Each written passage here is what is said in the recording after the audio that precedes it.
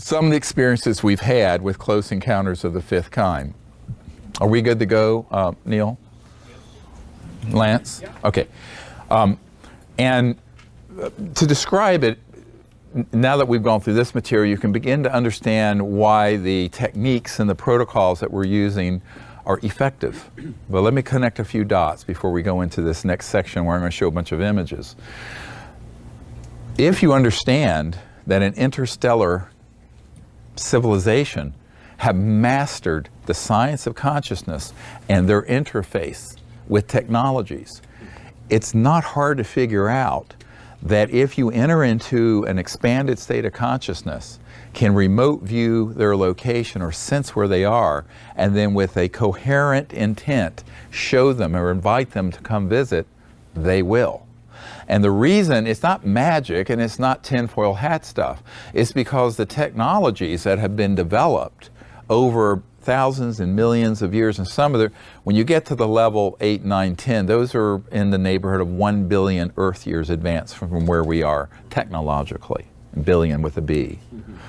So you have civilizations that have capabilities that, as Arthur C. Clarke said, any civilization sufficiently advanced to get here from another star system, everything that they would have would look like magic to us. But let's go back in time to the time of Thomas Jefferson and the late 1700s, early 1800s. This would be magic. The idea that you could have a device like this, or on your wristwatch, Dick Tracy, and be seeing someone or having, do what, FaceTime or video conferencing or streaming from something like this would be absolutely unimaginable and would be something from another world. More than likely you'd be burned at the stake as a witch or a warlock or something. So we have to have some humility about the fact that our civilization, in terms of the dominant disclosed paradigm of technology and science, is really based in the 1800s. Cell phones, linear electromagnetic systems that are speed of light or less, that's mid to late 1800s. Internal combustion engines, late 1800s. Coal-fired power plants, late 1800s, early 1900s. Even your atomic energy, nuclear energy plants, you're splitting an atom, creating a lot of heat to turn up a turbine, steam turbine, like a choo-choo train going across, coming out west here in the 1860s. That's all it is. You're not, a lot of people think you're getting electricity from the atom. You're not. You're just boiling water. That's all an atomic nuclear plant is. So our paradigm is locked in late 1800s up to, but no further than 1945.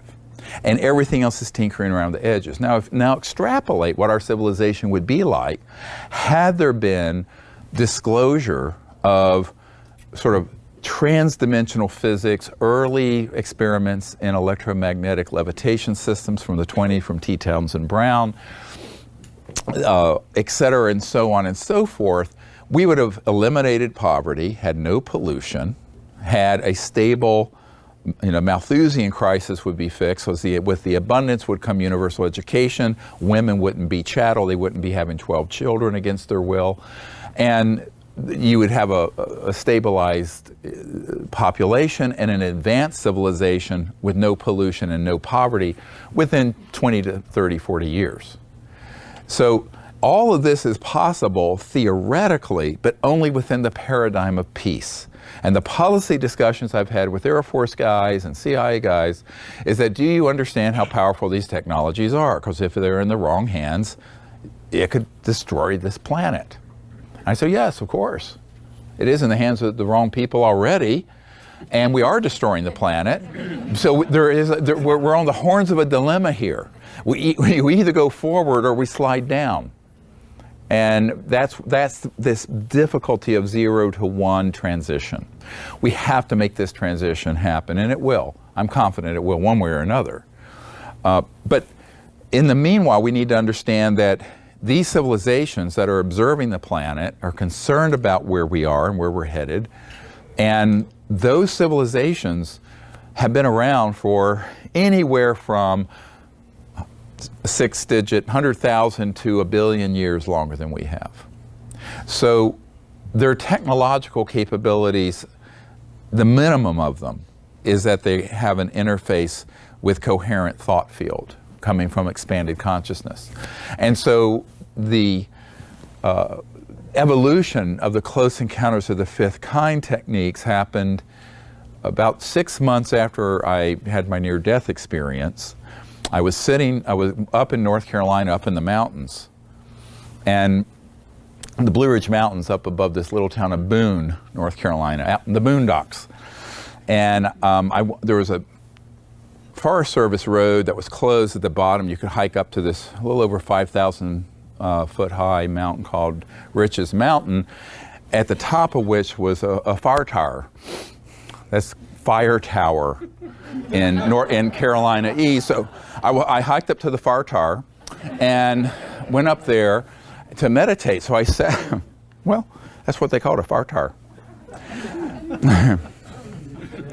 Lovely. So I was sitting at the base of this thing, and I was getting ready to do a meditation. I looked out to the southwest, and there was this seamless, beautiful, disc-shaped ET craft that materialized. It was the same craft I saw when I was 8 or 9 that got me interested in all this when I was a young child. Knew it was the same. I said, oh, well, they're back. I didn't think anything more about it. I'm an 18-year-old guy. I sit down, I'm doing the meditation, and I go into this deep, deep, deep samadhi meditation with a mantra I was using, and there was no time. It's just like I was in this state of just unbounded mind. And then at the end, I came out of meditation. It had gotten very dark. It had gone from sunset to just pitch, and that's quite a while. This was October 73. And I'm looking, I look up at the stars, and I see the entire Milky Way galaxy. You know how you see it? And a thought came in that said, behold, what a beautiful universe God has made. And with that, I went straight into the Brahman consciousness and unity consciousness, that state I was in when I died. But I was now in my physical body. I said, oh, this is nice. And beautiful, beautiful, beautiful. And then I realized there was this thing, I didn't know what it was, a creature that in my little, 18-year-old mind, well, it wasn't so little, but I didn't have the experience. I thought it was a deer standing upright and had beautiful deer-like eyes. And it came over and touched me on my right shoulder. I was wearing a ski jacket, and I saw it indent. But then it kind of dematerialized, and I had this electrostatic field all over me. And my hair stood on end, and that's when I had hair. It was long hair. This was 73, you have to be there. And so, bang, and I vanished. So I sort of dematerialized and went onto a ET craft for the next 3 or 4 hours. And what we were doing together, we were meditating together in this state of deep consciousness and samadhi. And I was sharing with them the experience as a human, experiencing samadhi and Brahman higher consciousness. And then we co-created this technique where one could connect to consciousness, then remote view space, find where the ET craft are, and then vector them in, like you're guiding an aircraft onto the runway at San Francisco airport or someplace, but using coherent thought that's very stream of consciousness, very clear, like a laser is coherent light, very coherent thought. And show them where you are, and show them where you are on the earth, and invite them to come within the ethical construct of universal peace and the oneness of conscious intelligence that is the base foundation of universal relations between humans and non-human civilizations. And that's the state of universality, which is the state of pure consciousness, which happily is folded within all of us. That's the beauty of this. This is already, everything we need is already there. So this experience lasted for quite some time, and I had no idea how much time went by. And it was really beautiful. It was very abstract. People said, what did you talk about? Well, we're not having bagels and lox and talking about politics. It was direct contact and experience based on deep transcendent consciousness and packets of knowledge that are pre-verbal and pre-visual. So I want to explain what I mean by that. You have consciousness that's unbounded within us. Information can be obtained. You can sometimes just get the word in a meditative remote view or see a remote place. But more elemental to that is knowingness. It's a packet of knowledge. And there's actually something in the Vedas called, in Sanskrit, the Ritambara Pragya, the level of Ritam, where in the fine structure of consciousness, you can know anything or know any one thing. Now the great being knows all things at all times, but an individual can access Ritam. But knowledge can also come to you and you can communicate at that level that is pre-visual and pre-verbal. So example, I can say the word red, 2 words, red apple. In your mind, you can see a red apple. But inside the meaning of that word and the image of it is the essence of what that is, the knowledge of what that is. I know it sounds abstract. That level of communication happens a lot. And then you get a knowledge at that level, and then it unfolds into an image or it unfolds into a word or a sentence. But the primary is at that level, and that's what we're doing all the time. We're communicating. We're actually, words are a symbol for something that is meaning. And then what is the meaning? Well, we never think about, we never deconstruct what's happening. But that can happen at an interstellar level or an interspecies level. You can do it with dolphins, you can do it with your dog, and you can do it with fellow humans, and you can do it with interstellar civilizations. The interesting thing is interstellar civilizations happen to have technologies that interface with that strata of conscious intelligence, thought stuff. Does that make sense? And seamlessly. So in our Close Encounters of the Fifth Kind process, we enter into meditative states, go into deep meditation. When we're very centered and calm, then allow ourselves to see a remote view where any ET craft or people or planets are. And we're just, whatever you're drawn to. At that point, you connect to them and then invite them to be and we say that we are an ambassador from Earth to your people, and we're here in peace, in universal peace, with the foundation of which is that we're experiencing the clear light of unbounded mind as a singularity. And because the light of consciousness coming from their eyes and the light of consciousness from our eyes, that is a singularity. The total number of minds in the universe is one. So once you understand that and you're in that state, experientially, but also ethically, there are no aliens. That's why our motto is one universe, one people. There's actually one. Okay, so one universe, one people is our motto. So when you're in that state and you're beyond the fear state, you're not afraid of them because, as Arjuna was told by Krishna on the battlefield, a little of this, capital T, meaning this pure state of consciousness, eliminates all fear. That's the other beautiful thing about a group meditation. You transcend, let's call it our animal fight or flight nature, and get into this aspect of yourself that's immortal, eternal, unbounded, infinite. So in that state, the drop of yourself becomes the ocean.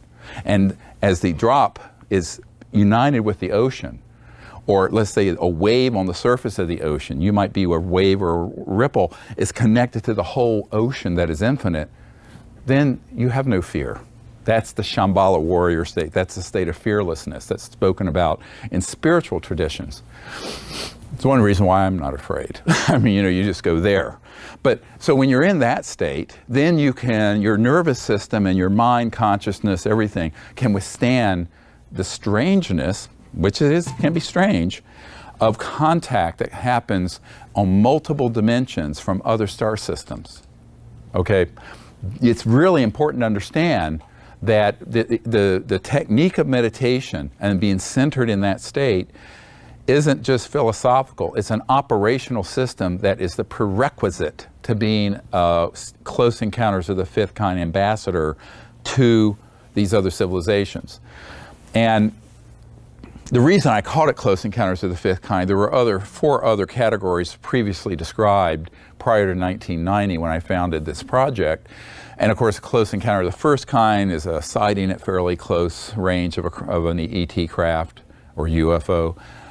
Close Encounter of the Second Kind is when it leaves some sort of physical evidence when it's landed. Close Encounter of the Third Kind, you remember Steven Spielberg's movie, is in contact with an actual extraterrestrial being. Close Encounter of the Fourth Kind is when people have experienced going on board or a craft. A Close Encounter of the Fifth Kind is the first category where the human initiates the contact. All right, in other words, it's no longer a passive paradigm, it's an active paradigm. Very big jump, by the way, between passively seeing, touching, or going, and actively inviting with full consciousness of why you're doing it. Now, the key thing is to do it within this, for the purpose, not some selfish reason. Oh, I want to see one to be entertained, like you go to SeaWorld and see dolphins, that kind of thing. That's the wrong mindset. They're not interested in immature souls that way. The interest would be in people who are doing it for coming together as a people to move us from a level 0 to a level 1 to a level 2 to a level 4 to a level 8 civilization. Understanding this is the trajectory of the next 500,000 years of human evolution on planet Earth. So doing it for the correct purpose that isn't self-centered, narcissistic, etc., is very important. Not to say you're not curious, not to say you don't have personal interest, you should, but that shouldn't be the be-in all of it. It shouldn't be everything. It works, it's not difficult to do, you just have to do it with a pure heart, with the right intention, without fear, and just go into that flow consciousness. It's really very easy to do. That's something you can do at home. You can do it with a small team of people. It's easier if it's smaller, 3, 4, 5, 6 people. The more people you have, the harder it is to get into coherence. And then the more ego conflicts there are, et cetera, and so on, because we're still kind of like primates. The monkey mind, troops, tribes, ego, all that. But you can, it's easier to get that coherence in a small group than a larger group, unless the group is very evolved. So I recommend a smaller group approach, like-minded people. Do it with joy, do it with the right intention. Go someplace where, you and the craft won't be shot at by somebody if possible. That's a big issue. The point I'm making is it's very easily attainable. And why? Because that conscious field that's within you, if you go into quiet meditation, you can experience this pure quiet mind. And you don't have to have full samadhi, just centered quiet consciousness. And when you're in that place, intend to see and intend to know. And a knowingness or a vision may come. Connect then to that ET world, civilization, person, whatever it is, and introduce yourself. And somewhat with, clarity and humility, invite them to where you are. And know, you need to also put out there, you can appear in any way that is safe and appropriate for this time and place. Very important, because the entire Earth is surrounded by killer satellites. Just had a briefing. I was read into a whole series of state-of-the-art systems that have been put up. They've been operational in some form or another since 1965 that can track and target these ET craft. When they come out of trans-dimensional space-time into 3D, they send off a type of neutrino light, even when they're not fully materialized yet, and that can be tracked, and when they come into 3D, they're hit with electromagnetic pulse weapons and so-called scalar longitudinal weapons, and that's why so many have been knocked down. There have been hundreds of kills of ET craft, and those are they were land and sea and air and space on satellites that have these systems that can obliterate anything in space, by the way. Those are fully operational. So you have to have the understanding that they are operating in in the military would say, a hostile theater of operations, a very dangerous place, the world right now, because we haven't attained level 1 civilization. We're very much at a level 0. Classified projects. We had a man on our team who was a OR nurse for 30 years, and he had one of the doctors was a colonel that he worked with in surgery, and this issue came up with, and he just asked the colonel, he said, you know, if you had one of these craft come and land, what are you instructed to do? He says, we kill them. He said, we just shoot them, kill them, flat out. So that's the order, that's the world, and the technologies that have developed since the 40s and 50s to now. I don't have time to go into, I've gone into in the last 2 workshops I've done, the Phoenix one in May and the Boulder one in June. I can't go through all that again. That's 8 more hours of discussion, but those are fully operational and developed. And so just do this within the construct of knowing that you need to invite these civilizations to appear at this time in history in ways that may not be a Steven Spielberg movie landing, but it may be. It depends on what's being monitored, how they slip in. And everyone asks, why don't they just go ahead and switch those systems off? Could they? Of course. But that would be taken by the intelligence community and this sort of covert group as proof of their hostility. If I figured this out with my meager IQ, they have really figured this out. Because we're talking civilizations, equivalent human IQs, 400 or 500, in that range. So, they've figured this out. They don't want to push that envelope because it will be used in a counterintelligence spin. And there's enough of that going on already with ufology and all the fear-mongering and lunatic fringe out there, and the sky's falling and they're taking us and blah, blah, blah. You know, it's funny because I met with, since the 90s, I've been meeting with guys who've been on the abduction squads that get on these Lockheed Martin and Northrop anti-gravity craft with these little creatures that are programmed life forms that look like aliens that go and abduct people. Been going on, and they have electronic systems that knock people out and chemical systems. What you guys, whatever you think you know about this subject, erase, put it in a side, and then let's go forward. Because I would say the dominant information out there is disinformation designed to make people afraid to create a new enemy. And the means for doing that were developed in the 1950s and have been deployed since the 1950s. So be very careful what you think are facts that are ascribed to extraterrestrial, because a great deal of it are counterintelligence operations for psychological warfare value from people who want to create the foundation of fear, separation, conflict, so that the next conflict would be interplanetary, as Douglas MacArthur said in 1950, I believe 55. World War III will be interplanetary. Now that whole decision-making process that happened between 45 and 55 is what the mess we're living through now. In that post-World War II era, I'm not going to get into a whole deconstruction of the last 75 years. I know it from the inside out from people whose families are involved and have been involved with the intelligence community since 1945. But I prefer for us to stay positive here and go into this next understanding. I'm just giving you this as a cautionary tale that not everything that goes bump in the night is extraterrestrial, and the intelligence community have technologies to simulate alien events that are very effective.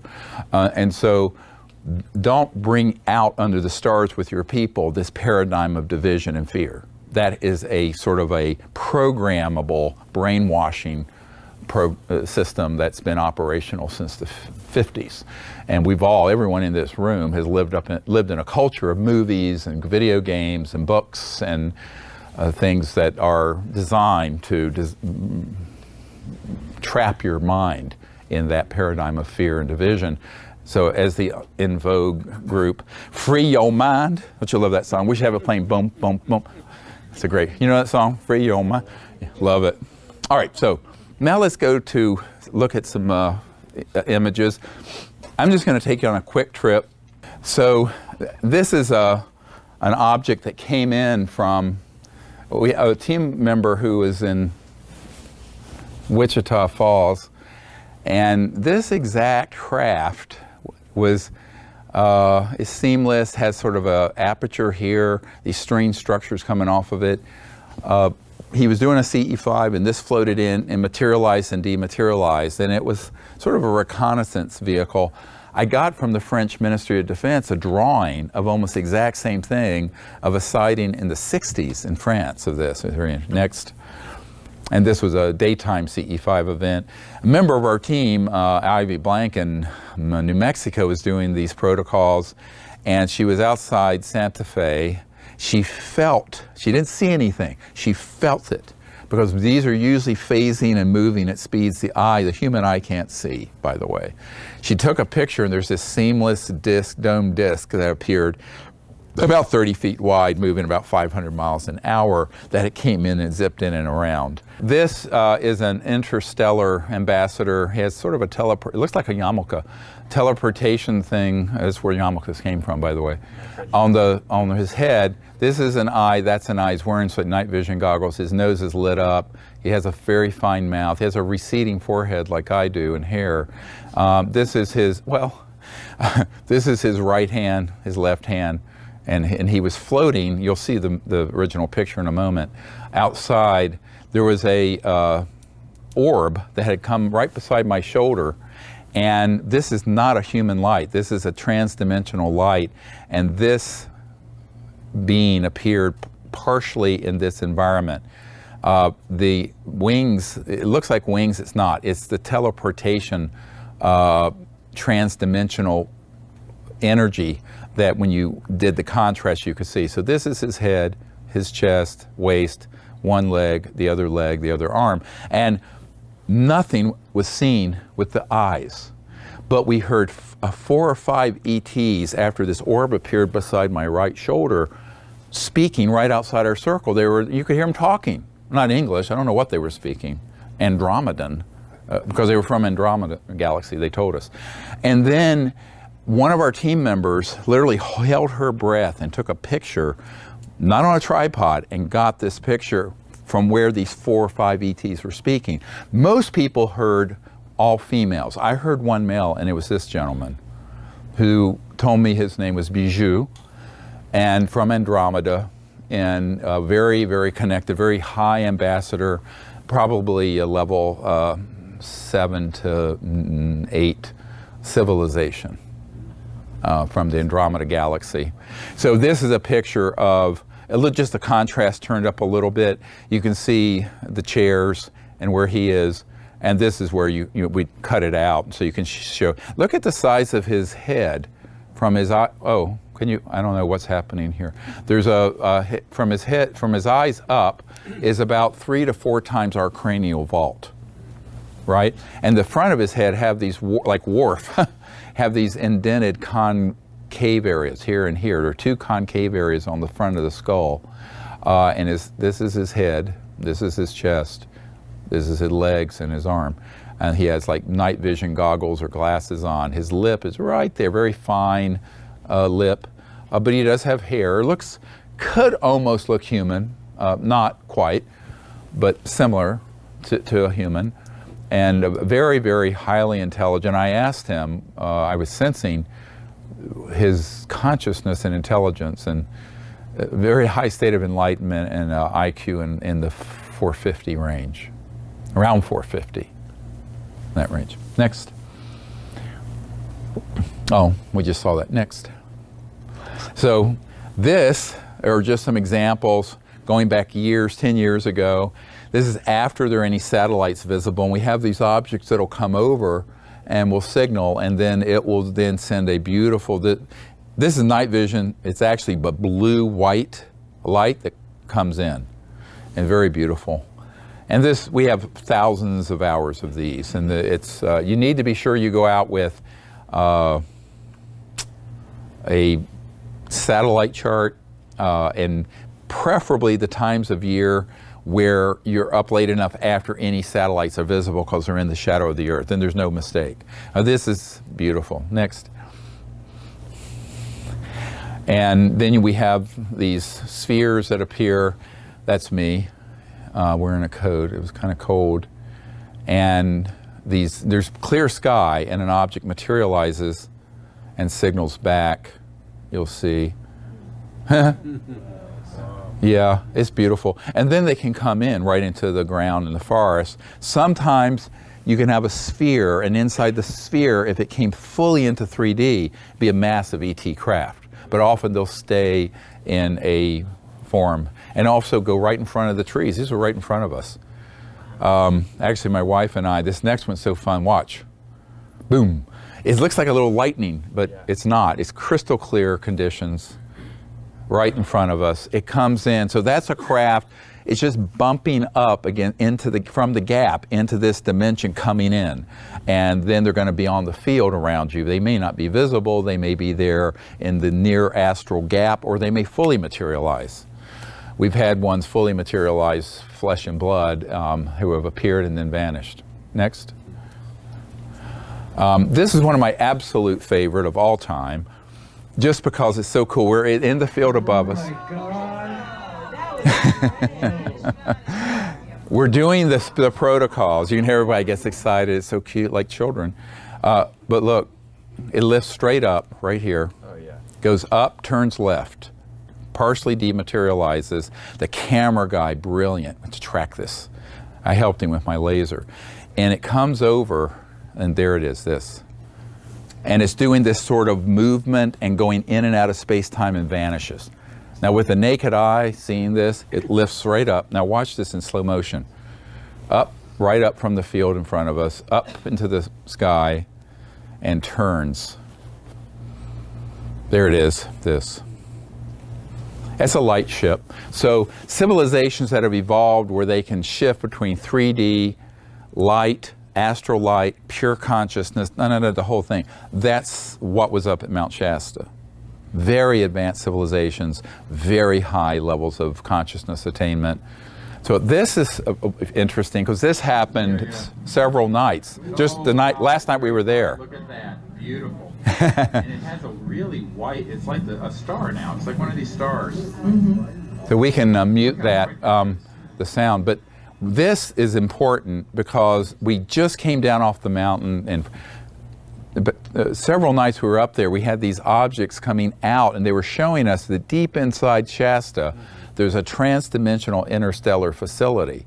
Smooth walls, just sort of diffusely lit. And there are various different civilizations connected to this volcano, Mount Shasta, which of course could become active, but there have been seen. This is in a sheer cliff area in Glacier, and nobody could stand there.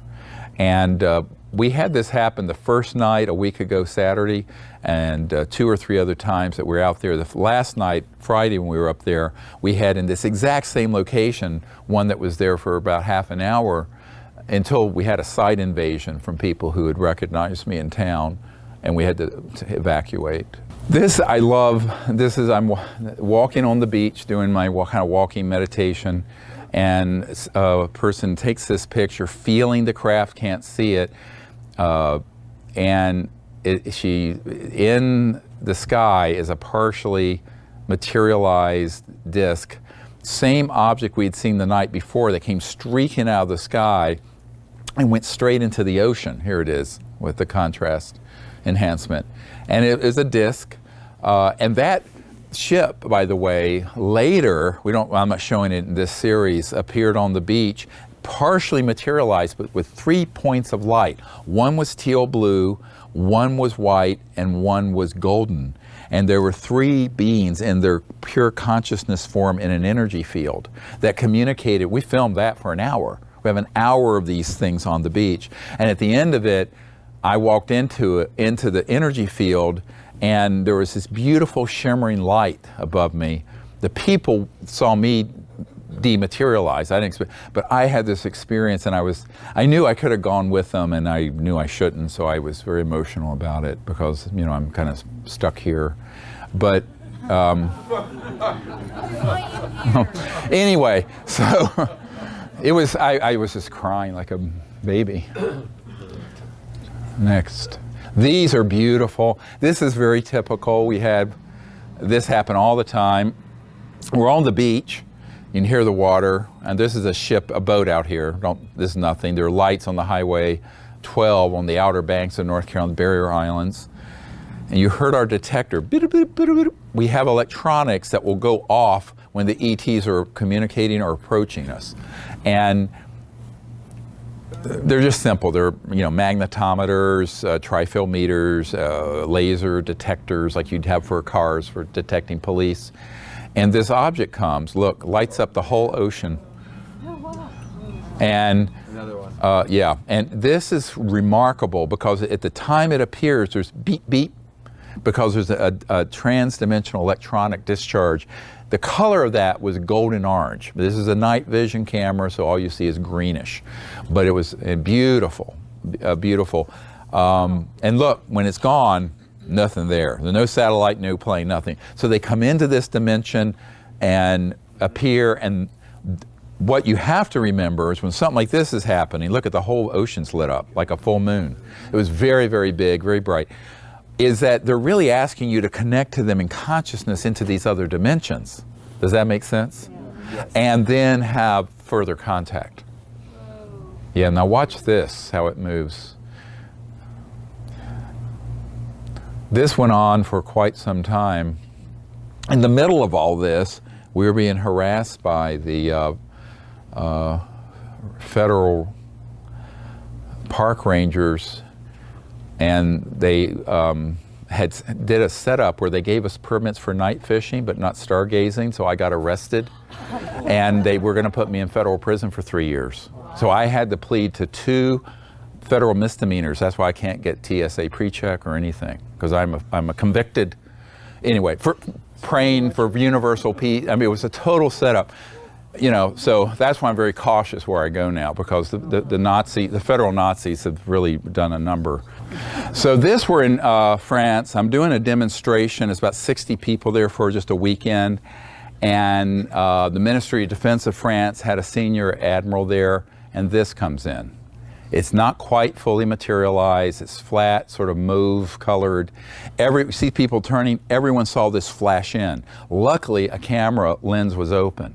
And it was coming in because I was getting ready to do a Sanskrit Vedic ceremony and enter into meditation. It was still daytime, but everyone saw this sort of like multicolored rainbow come in.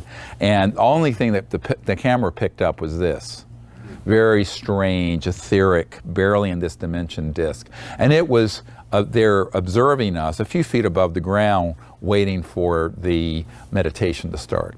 So whenever we start the meditation process, and I have a ceremony I do in ancient Sanskrit, which predates any known language on earth, actually, from the Vedas. And the Vedas are not don't conflate the Vedic with Hindu, but I mean, the Vedas predate any known organized religion. It's a philosophy of knowledge and the science of consciousness. And before I was a medical doctor, I was a Vedic scholar and Siddha and meditator and meditation teacher back in the 70s. So next. Then this is so beautiful because we're on this beach about 8 years ago, and I see this being come in. And you see the 2 eyes here, and it's sort of a crystalline structure. And these are beings that are at the level of a level 8, 9, 10 civilization. They have a physical presence, they have worlds, but it is so abstract, it's so rarefied. But it's a beautiful picture. Now people said, what is this halo? It's sort of a toroidal, like a toroid is like a donut, energy field that is created that they can then appear in. But this was visible with at the level of subtle perception, celestial perception, which develops when you meditate a lot. You can see these energies. And I asked someone, I said, there's a being standing right here. He takes a picture, and this is who's there. Very high level, at the level of, the civilization that's God consciousness, 7, 8, 9, 10, and above. Next. Then this is fun. We're meditating. I'm going through this whole deep meditation, and we're sitting, and look what comes into the circle. This is one photograph, by the way. It's just showing different parts. So we're sitting there meditating, and this is a Peruvian medical doctor who is having an enlightenment experience of her third eye opening and enlightenment, and look at it come in and wrap around her and goes up. Wow. That is just one still photograph. Nice. Beautiful. That's really good. Yeah. Welcome to our world. You should come on these expeditions. So this is, yeah, I do them a few times a year. And that was just on, you can see the ocean back there. Beautiful experience. And she told us afterwards what happened. And it was this experience of contact with a very advanced interstellar civilization. But at the same time, they helped her have this breakthrough in her opening of her third eye and her remote viewing capability and an experience of cosmic consciousness. So they were helping her. She's a wonderful woman. Next. And this is pretty typical things that happened all over the world. We were up at Woodborough Hill near Alton Barnes where so many crop circles had appeared. And we're in circle and this comes up. Looks like the sun. This looks light. It's actually like 10 or 11 at night. The camera ISO is set so it looks like daytime. And this beautiful spherical craft appears and you see people turning around trying to see it. It's quite beautiful. I don't know if it was this year or it was a subsequent year, when I was up there doing the Sanskrit ceremony and meditating, they allow cows all over this meadow up on top of Woodborough Hill. They all came around and they knelt down and sat down around us and meditated with us through the whole process. And when it was over, they got up and wandered off. So even animals and nature will respond to that state of consciousness. Yes, that's beautiful. Next. So this is, we're looking in a crop circle. This is my hand, and I say there's an object, there's a spacecraft, sphere of this people from another star system. Now, with the naked eye, you're not seeing this, but you can, as you zoom in on it, you'll see this beautiful kind of golden, has a bit of a little bit of blue and red aura around it, craft, that ship that is in a trans-dimensional energy field. This, if it actually expanded into 3D, from trans-dimensional out of the gap, fully materialized, would have been a huge spacecraft. But it's just only in that form. And all the people I've dealt with in military and Air Force folks have seen craft go into this form and from this form expand out into full 3D. So there's this plasticity of space that we need to remember. It's not as rigid as you think. Here it is. You can see some blue. This is a normal setting, high quality Nikon camera taken this picture. This is beautiful because I'm doing this ceremony called a puja, and we're in a crop circle. And this weird thing appears. It's like a trans-dimensional structure, and this blue light. We had no blue lights out with us, and there's this with a point, and the whole puja set is enveloped in this cobalt blue light. It was after we had done, the green light is the LED of one of our radar detectors that we put there to pick up any trans-dimensional electronics as sort of an early warning system or early notification system. But it's quite beautiful. And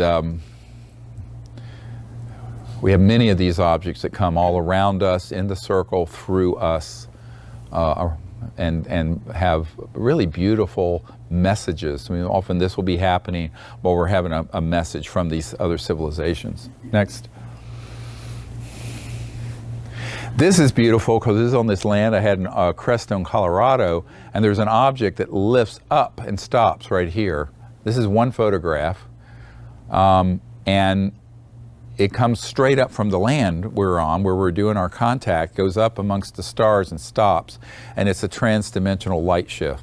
Now, one thing I haven't shared, because it gets a bit too far into the weeds and I lose people here, the very advanced civilizations, their craft and the people on board are so seamlessly integrated that the craft transmit the level of consciousness of the occupants. That's how advanced the technologies are. So you'll have an experience with a craft and you'll experience the level of consciousness and even the personality, even though it's a spaceship. But we're talking about AI that would make Silicon Valley fall apart into ecstasy. But artificial intelligence and consciousness interfacing technologies at that level, at the interstellar level, at civilizations 4, 5, 6 and above. And this is interesting. We're out there setting up. It's still daytime. And I say, there's a ship over by the creek. And this is coming down from the Tibetan stupa that the Dalai Lama asked Ambassador George, who is on our team and a friend, to build in Crestone. And look what comes. It just illuminates, and it's just barely in this dimension, but very golden. So the man takes his camera, just takes a normal picture, and there it is. There's nothing. This is out in the wilderness. The Great Sand Dunes would be right back here, if you know where that is in Colorado, southern Colorado. Next. And this I love. This, we're on the beach in Marco Island. And we're here making contact. This is like 10 feet in front of me. And this comes in, and you see the light, and look how it starts as this point. And in that walnut-shaped object was a whole group of ETs that then, in their sort of astral electronic bodies, if you can understand, visualize astral projection, but with electronic level. They spread out around that whole area, and then we had several hundred points of blue-white light that we filmed for 2 or 3 hours that were the essences of these beings. That videotape is stunning. But of course it was night vision, so we didn't get color. So, and then this was in Australia, and there's this, someone's using a camera that was adjusted for, I think, infrared. I don't do photography. I don't take credit for any of this, except for making contact. But I mean, I don't do the mechanical stuff. You know, all I do with cameras is break them, or hand them to a nurse, help me with it. I mean, you know how doctors are.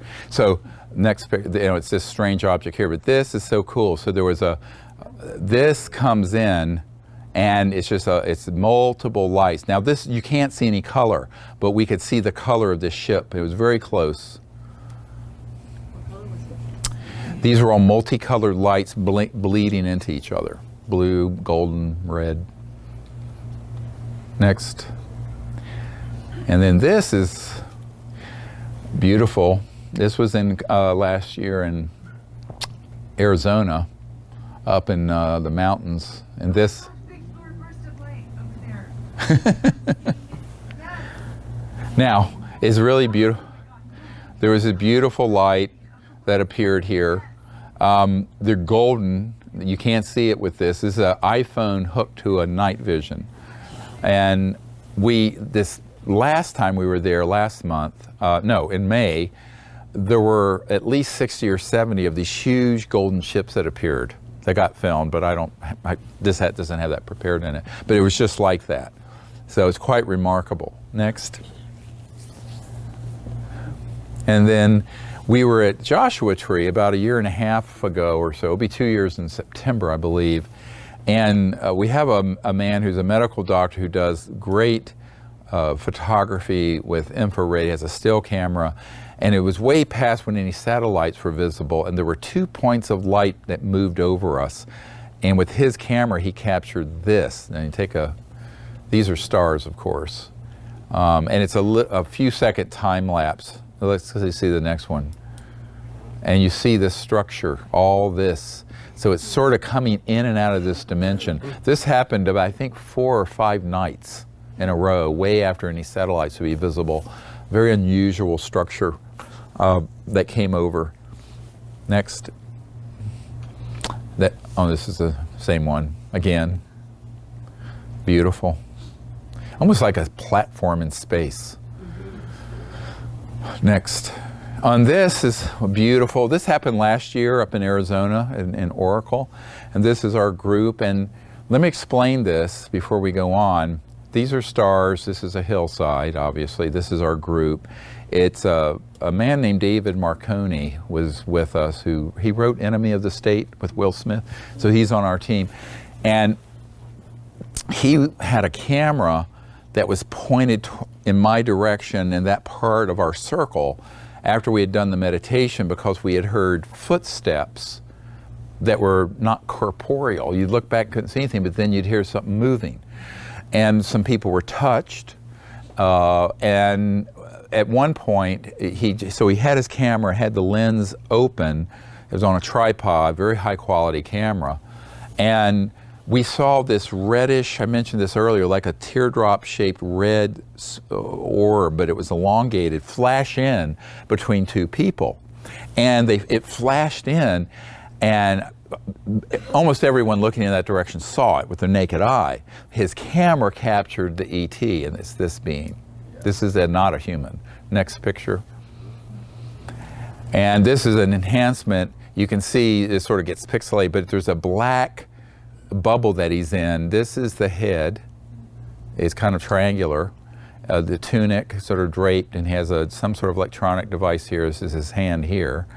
And this is one eye, this is the other, the nose. Very angular, triangular head. There's a man you can make out just barely right here. This is a man who right beside him had his hearing permanently fixed. Next picture. Oh, well, and this you can see as well. It's beautiful. Next. As we'll go back. I mean, I want people to see that again. The interesting thing about this is a little pixelated. There's a better picture somewhere, but I want to point out nose, eye, head is partially in this trans-dimensional field, kind of tunic. There's something he's holding here. It seems like an electronic device, and this is the man. And there was another person here. But all we saw with the naked eye was this a ruby red teardrop-shaped object. But the lens was open, so we got this. So this is an ET that's from a species that are master healers. And this man was a very sweet, pure-hearted man. And they decided they would correct his hearing loss. And the next day, he was, and I've talked to him recently, he's still totally has no problems with the permanent hearing loss he had had. Next. So this happened the other night up on Mount Shasta, and we were up there. What's interesting, I don't know if it's, can we see it with these Klieg lights, or whatever they're called, but there's, it comes in and wraps around, comes out of the field behind us. This is a tree, of course, in the Milky Way. And it comes in, this is one frame. There you go. I don't know all these lights behind the thing, fluorescently lit. But it comes in here and does a loop and comes back and materializes.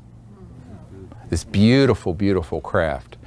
And you can see the path of it, but it actually originated from right behind where I was sitting in the field up on Mount Shasta.